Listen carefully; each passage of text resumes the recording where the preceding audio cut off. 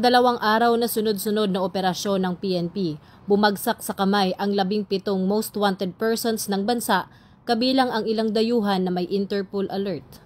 Nagkaisa ang mga unit mula Luzon hanggang Mindanao, CIDG, SAF at iba pang regional offices para sa malawakang operasyon. 12 ang nahuli sa unang araw, 5 pa ang nasa kote kinabukasan. Ang mga kaso nito ay murder, multiple attempted murder, rape, illegal drugs, serious illegal detention at economic crimes. Bukod dito, nabuwag din ang sindikatong dayuhan sa cyber gambling at nakumpiska ang bulto ng mga peking produkto. Ayon kay Acting Chief PNP Police Lieutenant General Jose Melencio C. Nartates Jr., tuloy-tuloy ang pagtugis ng kapulisan para iharap sa korte ang mga pugante at maibigay ang hustisya sa mga biktima.